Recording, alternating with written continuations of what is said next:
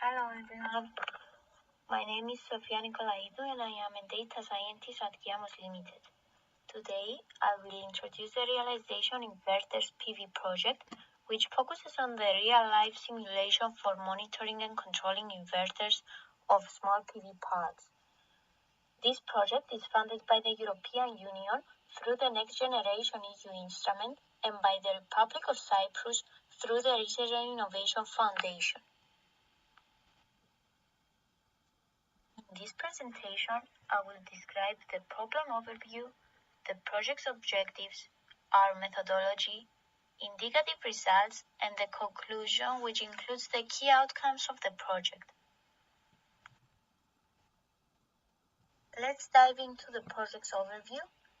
In Cyprus, where our study is taking place, the inverters of small PV parks are not connected to the SCADA system, and so they are not continuously controllable. That means that when grid instability occurs, these inverters either continue injecting power to the grid or get fully disconnected, and this can worsen stability or even threaten equipment safety.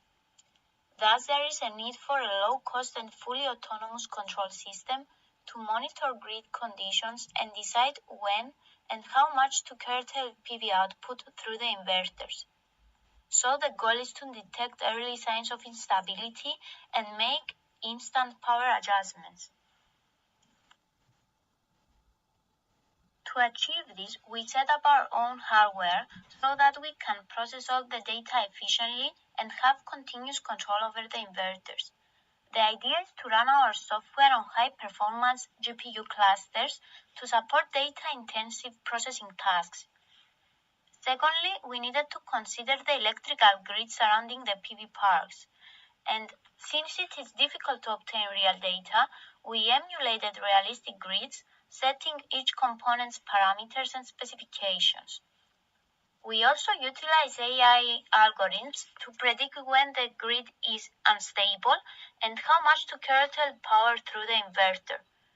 Moreover, we incorporated all these technologies into the KYAMOS graphical user interface for real-time monitoring. Lastly, we deployed a secure data transmission system between the inverters, the Raspberry Pi, and the server, achieving seamless communication. For our hardware, we have built two GPU servers supporting rapid parallel processing and heavy AI training. We have also built a Raspberry Pi prototype for constant data acquisition and inverter control. Note that we made our Raspberry Pi entirely self-sustaining by connecting it to a mini solar panel and a battery, as illustrated in the figure here.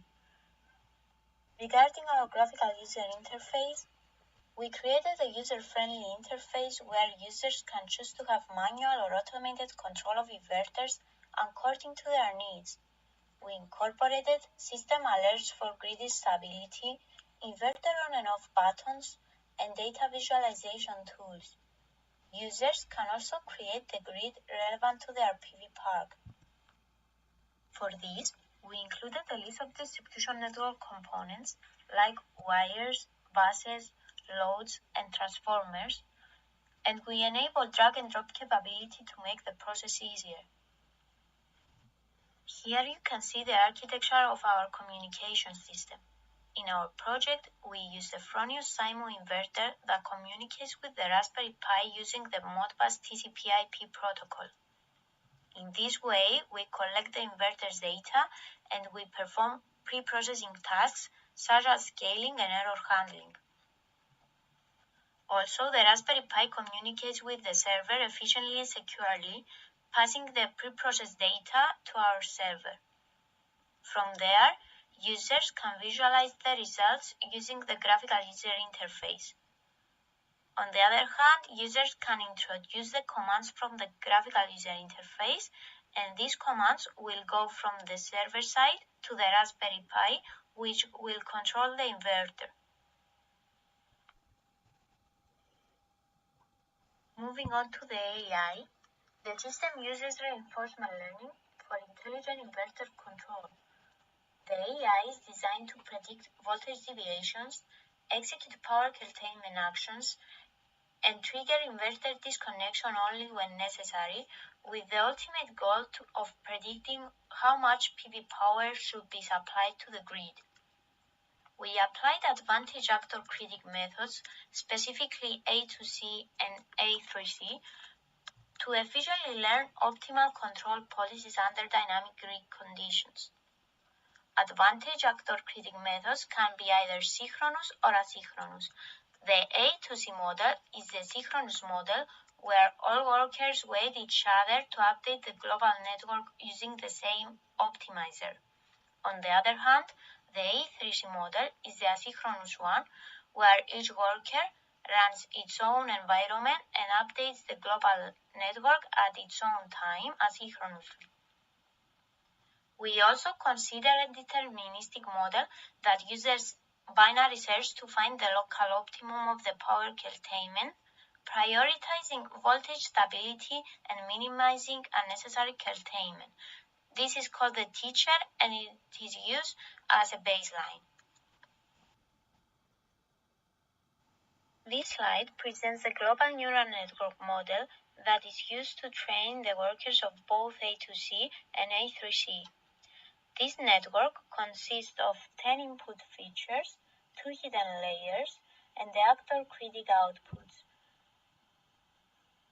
The widely known ReLU activation function was used to introduce nonlinearity, enabling the model to understand complex patterns.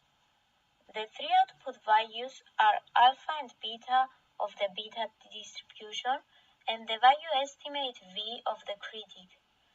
The actor defines two parameters, one that controls if the policy prefers high PV output and one that controls if it prefers power curtailment. So, the role of the actor is to decide how much PV power to curtail, while the critic evaluates how good this decision was based on a reward function. In the A3C model, for each rollout, each worker interacts with its own environment independently, running grid simulations. Then, the reward function evaluates actions, penalizing unnecessary curtailment and voltage violations. Note that the voltage violations are penalized much more than the unnecessary curtailment, since our priority is to have a stable grid. Additionally, the worker computes the temporal difference error and the generalized advantage estimation locally. Then it computes the policy loss, the value loss, and an entropy bonus, which together form the worker's total loss. Each worker stores the state, action, reward, the value estimate, and the log probability of the beta distribution. Backpropagation is used to compute the gradient of the total loss, and then the Adam optimizer uses that gradient to update the weights of the global network asynchronously. Workers reload the updated weights to continue learning from the most recent shared policy. After many rollouts, the AI learns to improve its decisions, minimizing the total loss. For the A2C model, the training involved 4 distinct environments, about 266 simulation days, 5-minute time steps, and 600 updates. Indicative results are shown in the first graph, where the blue line represents the simulated PV power output, and the green line is the power that should be dispatched based on our A2C model. The orange line is the dispatch power predicted by the teacher, which is not operationally ideal and finds the local optima. We can see that our model correctly allows for small violations, maintaining a stable operation. For the A3C model, the training involved about 16 parallel environments and 992 simulated weeks. According to the user's needs, we can make our model stricter, learning safer decisions while also retaining smoothness.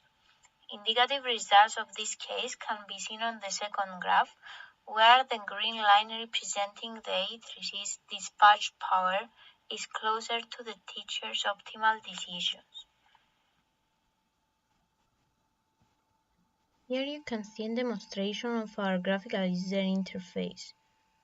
Users can add their PV park and connect or disconnect their inverters using these buttons. They can also see the live frequency of their system with alerts, and they can plot inverters data in this table and produce these graphs of power or frequency. They can also create their own grid and adjust components parameters as they wish.